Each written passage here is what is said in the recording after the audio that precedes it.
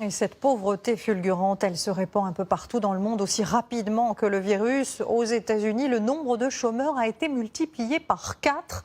Ils sont désormais 26 millions.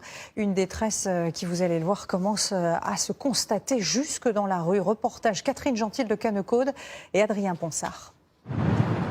Dans tous les États-Unis, c'est désormais le même balai. Des centaines, voire des milliers de voitures qui, durant des heures, avancent au pas pour finalement arriver à l'endroit où l'on distribue de la nourriture. Plus de 25 millions d'Américains se sont retrouvés au chômage en quelques semaines depuis le début de la crise du coronavirus, un cataclysme économique et humain. Tous les supermarchés sont fermés, on n'a plus rien pour préparer nos repas. Il nous faut de la nourriture et aussi du gel hydroalcoolique, mais on ne trouve plus rien nulle part.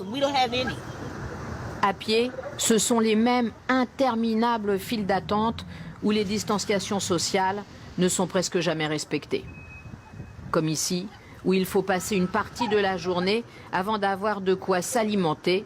Souvent, ce sont des parents qui viennent pour pouvoir nourrir les plus petits. De très nombreux enfants sont nourris à l'école. À partir du moment où elle ferme, c'est fini. Donc si on peut apporter une aide, même minime, c'est important.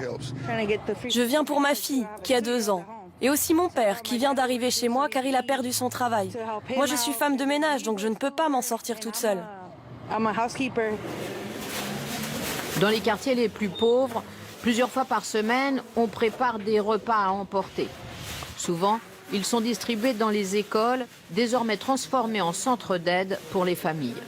Il y a de plus en plus de monde qui vient ici. Parfois, on a tellement de monde qu'on doit très vite faire 50 ou 60 sacs de nourriture en plus. Vous venez souvent ici? 2 fois par semaine. Heureusement qu'on a ça. J'ai pas assez d'argent pour nourrir mes enfants. Ils ont quel âge? 1 et 4 ans. L'entreprise qui fournit les repas ici est dirigée par un Français. Il a fallu réagir très vite pour répondre à une question majeure. Comment est-ce qu'on peut éviter que cette crise économique devienne une crise humanitaire? L'idée, c'est d'apporter un repas complet tous les jours, plus un petit déjeuner complet. Donc vous voyez un assemblage de céréales. Vous avez également un ensemble de fruits, soit préemballés, soit des fruits frais. La plupart des habitants du quartier est au courant qu'il y a ici de la nourriture gratuite.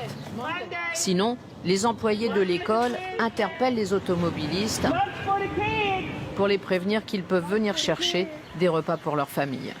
Aux États-Unis, 30 millions d'enfants déjeunent chaque jour à la cantine et pour la moitié d'entre eux, c'est le seul vrai repas de la journée. Donc tant que durera la crise du Covid-19, des distributions de nourriture dans tous les quartiers pauvres comme celui-ci devront continuer.